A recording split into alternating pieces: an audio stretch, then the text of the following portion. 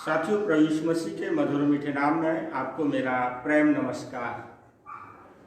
आज मैं जिस अध्याय पर आपका मनन कराना चाहता हूँ वो पाया जाता है यहोशू की पुस्तक और उसका अध्याय 9, और जिसका शीर्षक यदि आप पढ़ेंगे तो जो शीर्षक है गिबोनियों का छल। और इस अध्याय में हम कुछ बातों को देखेंगे। यदि आप यहोशू की पुस्तक अध्याय 9 के पद 1 और 2 में देखेंगे तो आप इस बात को पाएंगे कि जिस प्रकार से यहोशू इस्राएलियों की अगुवाई करते हुए विजय का जो पताका है या विजय की जो उत्सव है या जो रैली है बड़े मजबूती के साथ आगे बढ़ती जा रही थी। और जो विजय उत्सव जिस रीति से इस्राएलियों का बढ़ रहा था उसके कारण से इस्राएलियों के प्रति और यहोशू के प्रति लोग इनके विरुद्ध में एकजुट होने लगे थे।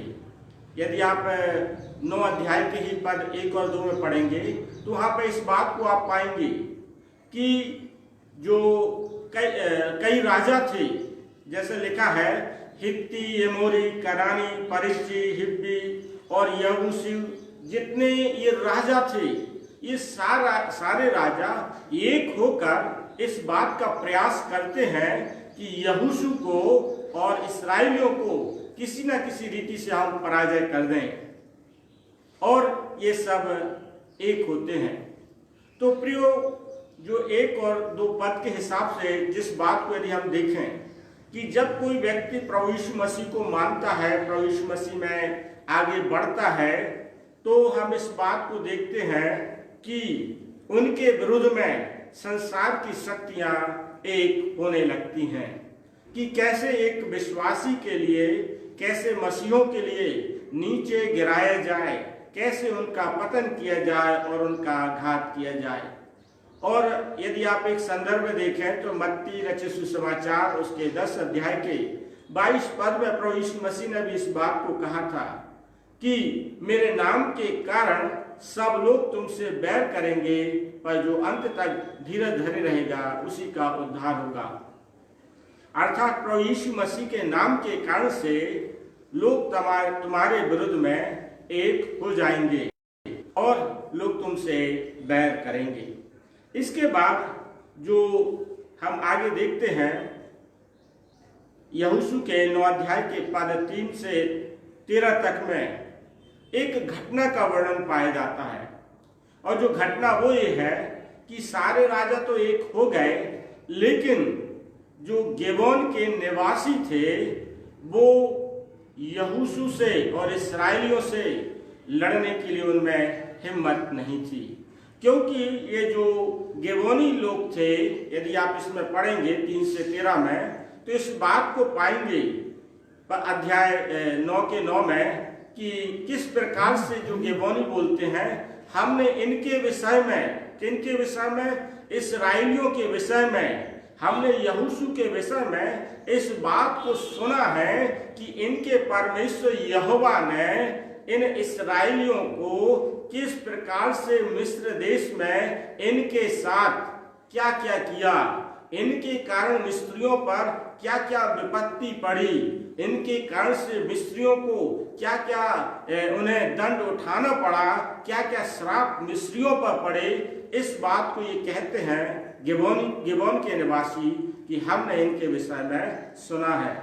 इसके बाद एक चीज और बोलते हैं कि चलो, ये जब मिस्र में थे परमेश्वर यहोवा इनके साथ था, तो मैंने वहां तक नहीं सुना है। जब आप यदि इसी का इसको और देखेंगे तो ये इस बात को बोलते हैं कि इनके परमेश्वर यहोवा ने इस्राएल के कारण से जब वो मिस्र देश से निकल के आए तो एमोरियों के राजा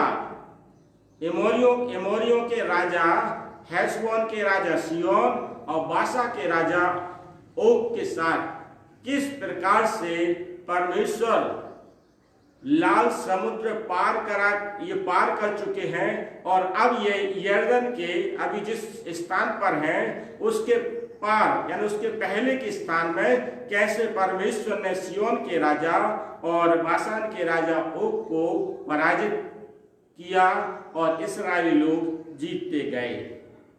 अर्थात यहोशू की अगुवाई में परमेश्वर ने विजय देता गया।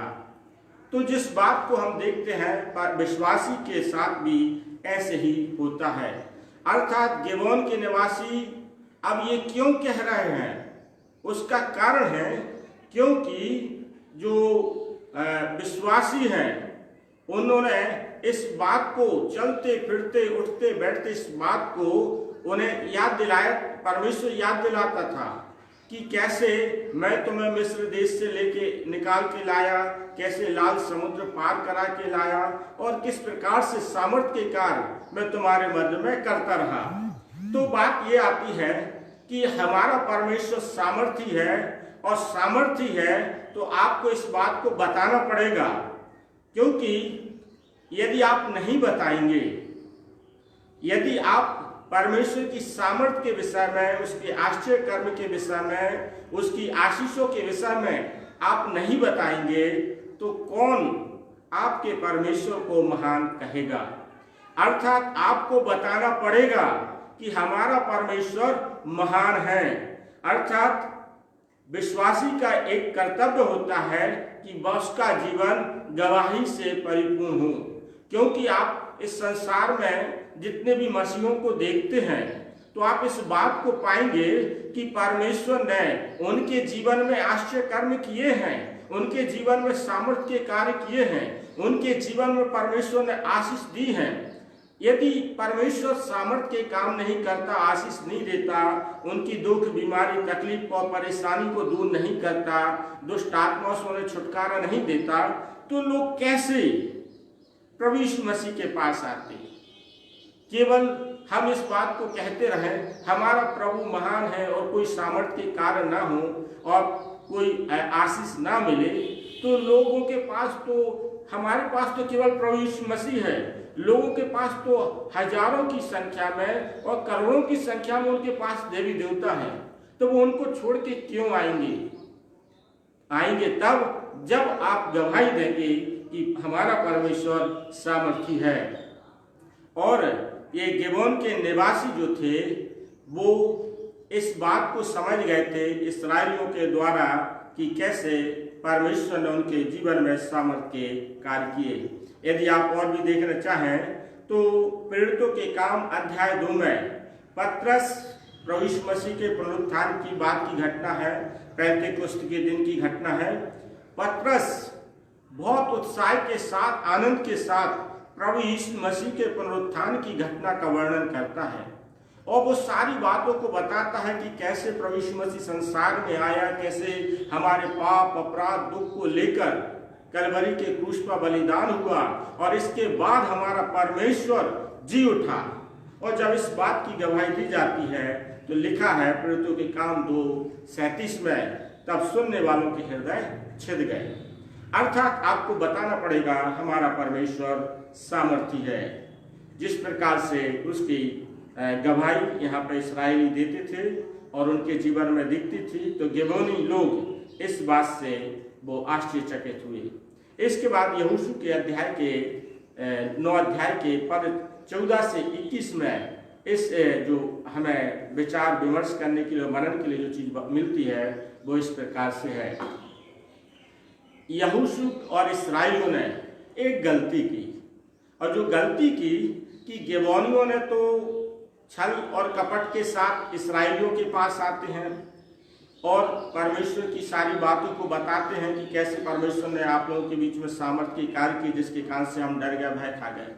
लेकिन ये जो यहोशू है और इस्राएली है, यदि आप देखें, इन्होंने गिबोनियों की बात को, उनके झूठ को, कि वो छल जिस प्रकार से करते हैं ये मनुष्य है, ये नहीं समझ सकते, तो इन्होंने गिबोनियों के साथ वाचा बांधी कि हम तुम्हें नष्ट नहीं करेंगे, क्योंकि परमेश्वर ने इस्राएलियों से इस बात को स्पष्ट कहा था, जो देश, प्रतिज्ञा का देश मैं तुम्हें देने दूंगा, वहां के निवासियों को पूरी रीति से नष्ट करना और उन्हें मैं धीरे धीरे करके तुम्हारे मध्य में से अलग करूंगा। लेकिन ये इस्राएली बिना परमेश्वर की सलाह लिए, बिना परमेश्वर की अगुवाई मांगे हुए, बिना परमेश्वर से प्रार्थना किए हुए उनको वचन दे देते हैं और उनके छल और कपट में आ जाते हैं। क्योंकि यदि आप उसको अध्याय को पढ़ेंगे तो आपको समझ में आ जाएगा कैसे गिबोनियों ने यहोशू और इस्राएलियों के साथ छल किया। उन्हें उनसे ये बता दिया हम बड़े दूर देश से आए हैं और उसका वो सारी चीजें वो तैयारी के साथ आए थे इस्राएलियों को छल और कपट कर उनको छलने के लिए, और उन्होंने उन्हें छल लिया और उनसे वादा भी कर लिया कि वो इन्हें नष्ट नहीं करेंगे। बात यही हमें समझना है। हम जब प्रभु में आगे बढ़ते हैं, हम प्रभु के मार्ग में जब आगे बढ़ते हैं तो हमारे साथ भी कई लोग छल और कपट करते हैं। तो आप याद रखिए, इस बात को स्मरण रखिए, मैं और आप अंतर्यामी नहीं हैं कि हमारे साथ कोई छल कर ही नहीं सकता, मुझे कोई बुद्धू बना ही नहीं सकता और मैं तो सब कुछ जानता हूं। इस बात का वहम अपने जीवन से हमें निकाल देना है। यदि आप नहीं निकालेंगे तो जिस प्रकार से यहोशू और इस्राएली छले गए तो मैं और आप भी छले जा सकते हैं। तो जिसके कारण से हमें इस बात को, इस यहोशू के 9 अध्याय के पद 14 से 21 तक में इस बात को हमें सीखना है कि हमारे जीवन में यदि कोई भी घटना घटती है या कोई भी कार्य करना है तो हमें प्रार्थना करना है। प्रार्थना में परमेश्वर से अपनी बात को रखना है। प्रार्थना में परमेश्वर से हमें सहायता मांगना है। प्रार्थना में हमें परमेश्वर से अगुवाई मांगना है। मैं इस कार्य को करने जा रहा हूं, क्या मैं इसको करूं या ना करूं।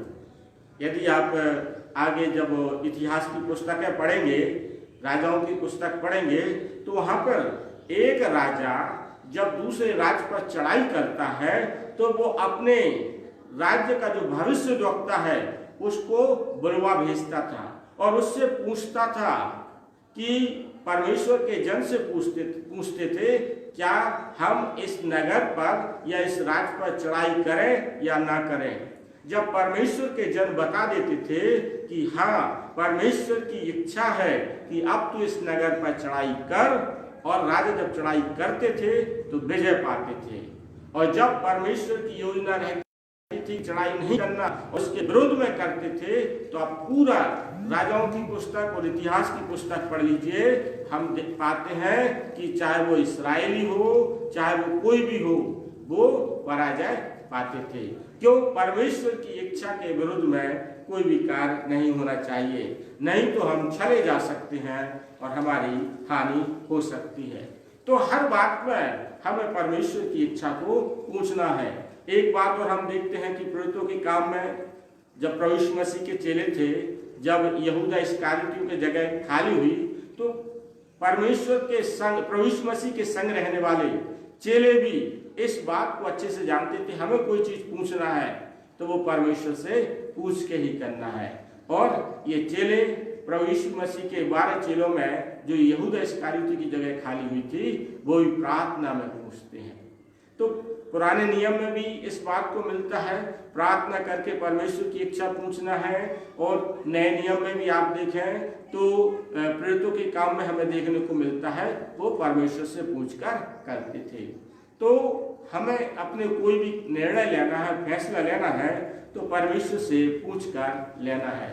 क्योंकि जब आप परमेश्वर से पूछकर निर्णय लेंगे तो मानो इस बात को आपको समझना है कि इस प्रकार का फैसला है कि जब परमेश्वर से प्रार्थना करके आप फैसला लेंगे आपको कभी पछताना ना पड़ेगा। कभी भी आपको एक गिल्टी नहीं होगी कि हमने जो चीज खरीदा है, चाहे आपने वस्तु खरीदे हैं, चाहे आपने अपने बेटे बेटियों के शादी ब्याह के संबंध किए हैं, आपने घर बनाया है, आपने जगह खरीदी है, और A to Z कोई सी भी चीज है, आपको सिंगल मोमेंट पछताना नहीं पड़ेगा कि मेरे साथ गलत हुआ है या मैं ठगा गया हूं या मेरे साथ छल हुआ। क्योंकि आपने अपनी बात प्रार्थना में रखी और प्रार्थना में जो परमेश्वर ने उत्तर दिया आपने उसी के अनुसार किया। ऐसा नहीं कि प्रार्थना तो आपने की, परमेश्वर की मर्जी कुछ और है और आप अपनी मर्जी चलाते हैं, तो वो कष्ट का कारण आपके लिए बन जाएगा। सरल रीति से आप इस बात को समझ सकते हैं कि नीति वचन 10:22 में परमेश्वर का वचन कहता है, धन यहोवा की आशीष से मिलता है और वह उसके साथ दुख नहीं मिलाता। अर्थात जब आप प्रार्थना के साथ परमेश्वर से मांगेंगे और प्रार्थना में परमेश्वर की आशीष होगी, तो आपको सिंगल मोमेंट, एक क्षण भी आपको पछताना नहीं पड़ेगा। इसके बाद इसमें हमें चौथी बात देखने को मिलती है यहोशू 9:22-27 में। यहोशू इन गिबोनियों को बुलाता है और पूछता है कि आखिर तुम लोगों ने हम लोगों के साथ छल क्यों किया। तो ये जो गिबोनी लोग हैं, ये इस बात को यहोशू को बताते हैं कि हमने सारी बातें सुनी थी और इस बात को हमने जाना था कि आपका जो परमेश्वर है वो महान परमेश्वर है और वो परमेश्वर आपको जय दिलाता है, आपको विजय दिलाता है। और जिसके कारण से ये बात भी निश्चित थी कि अब जो जिस देश में हम हैं, ये देश परमेश्वर यहोवा ने आपको दे दिया है। ये जो देश है परमेश्वर यहोवा ने आपको दे दिया है, तो हमें अपने प्राणों के लाले पड़े थे, तो हम अपने प्राणों को बचाने के लिए हमने ये छल किया। इन्होंने छल तो किया, लेकिन आप सोचिए इनके छल के करने के कारण से परमेश्वर ने दंडित भी किया और दंडित करने के बाद जो दंड दिया गया, इनको शापित तो किया, लेकिन इनको जो दंड मिला वो बहुत अनोखा दंड मिला, जिसकी आप कल्पना नहीं कर सकते। परमेश्वर, क्योंकि इन्होंने इस बात को स्वीकार किया था कि इनका परमेश्वर महान है और इस बात को स्वीकार किया था कि इनका परमेश्वर ने ये देश दे दिया है और इनके परमेश्वर ने इन्हें निश्चित रीति से विजय देगा, तो ये अपने प्राणों को बचाने के लिए इन्होंने छल किया था। आप एक बात को सोचिए, जब यहोशू ने 2 भेदिए जब यरीहो नगर में भेद लेने के लिए भेजे थे, तो वहां पर राहाब वेश्या ने भी ऐसा ही विश्वास किया था और उस विश्वास का परिणाम हम देखते हैं। उस वेश्या, जिसे हम वेश्या को तुच्छ और घिन्न दृष्टि से देखते हैं, उसके लिए कितनी बड़ी आशीष मिली कि वो प्रभु यीशु मसीह की वंशावली में आती है। और यहाँ पर गिबोनियों के लिए जो दंड मिला, दंड कह सकते हैं या आशीष मिली, वो ये मिली कि यहोवा के भवन की वेदी में जो लकड़ी और पानी की व्यवस्था है, ये जीवन भर करते रहेंगे। इन्हें परमेश्वर के भवन में उसकी वेदी की सेवा करने का अवसर मिल गया। ये जिनका घात किया जाना था, जिन्हें मार डाला जाना था, जिनका नामो निशान मिटाया जाना था, इन्होंने इस बात को समझ लिया कि इस्राएल का परमेश्वर महान है और इस बात को स्वीकार करते हैं और परमेश्वर के शरण में चले जाते हैं। छल किया, कपट किया, लेकिन परमेश्वर की शरण में आ गए। और आप इस बात को सोचेंगे कि क्या यहोशू और इस्राएल हैं, इन्होंने क्या अपनी मर्जी से, इन्होंने क्या नाम, इनकी ज्यादा जानकारी नहीं लेना चाहिए। हमारा परमेश्वर अंतर्यामी परमेश्वर है, वो लोगों के हृदय को देखता है, जांचता है, वही मन को कठोर करता है, वही उनकी सोचने समझने की शक्ति को उसको अपने नियंत्रण में रखता है। आप क्या इस बात को सोचिए कि क्या यहोशू और इस्राएली ये इन्होंने क्यों कोशिश नहीं की। शायद परमेश्वर की योजना थी कि ये उसके विषय में ज्यादा ना जाए, क्योंकि यदि ये परमेश्वर की योजना नहीं होती तो आप इस बात को याद रखिए, यहोशू और इस्राएल के लिए परमेश्वर कितना पनिश करता आप कल्पना नहीं कर सकते। कहीं ना कहीं परमेश्वर की योजना थी कि जब गिबोनियों ने इस बात को मान लिया है कि यह इस्राएल का परमेश्वर महान है, तो परमेश्वर ने उन्हें भी स्वीकार किया और यहोशू के माध्यम से और इस्राएल के जो पुरनीय हैं, जो गोत्र के प्रधान हैं, उनके द्वारा जो सजा सुनाई गई वो इस बात की सजा सुनाई गई कि कि यहोवा के भवन में जो लकड़ी और पानी की व्यवस्था है, जो वेदी में लगने वाली लकड़ी पानी की व्यवस्था, उसकी जवाबदारी इनकी है। ये उसके दासत्व में रहेंगे, उसकी बंधुआई में रहेंगे। ये तो बड़े सौभाग्य की बात है। दाऊद यही तो कहता है, मुझे परमेश्वर के भवन में जाना आनंद का कारण होता है। उसकी डेवढ़ी पर बैठा रहना आनंद का कारण होता है। कहीं कि 1000 दिन से परमेश्वर की डेवढ़ी में रहना अच्छा लगता है, उसका भवन में रहना अच्छा लगता है। जब लोगों ने मुझसे कहा आओ यहोवा के भवन में चलो, तो मैं आनंदित हुआ। तो इनके लिए परमेश्वर ने ऐसी आशीष दे दी कि यहोवा के भवन में रहें। यदि आप नए नियम में देखें तो एक मत्ती रचित सुसमाचार उसके 15वें अध्याय के पद 21 से 28 में एक कनानी जाति की जो स्त्री है, उसकी बेटी में दुष्ट आत्मा लगी थी। वो प्रभु यीशु मसीह के पास आती है, बोलती है मेरी बेटी में दुष्ट आत्मा है। प्रभु यीशु मसीह स्पष्ट मना कर देते हैं कि मैं इस्राएल को छोड़कर किसी और के लिए नहीं आया, और बच्चों की रोटी कुत्तों को नहीं डालती। लेकिन एक कनानी स्त्री बड़े नम्रता और दीनता से इस बात को कहती, हाँ प्रभु, हाँ स्वामी, तू सच बोलता है। लेकिन फिर भी स्वामी की मेज से जो चूर चार गिरता है वो कुत्ते खाते हैं। प्रभु यीशु मसीह कहते तेरे विश्वास के अनुसार तेरे लिए हो जा, और उसकी बेटी चंगी हो जाती है। तो मकसद इनका ये छल कपट से आए जरूर, इन्होंने अपने आप को नम्र किया, दीन किया और परमेश्वर की सामर्थ को माना, तो परमेश्वर ने गिबोनियों के जीवन में आशीष भी दी।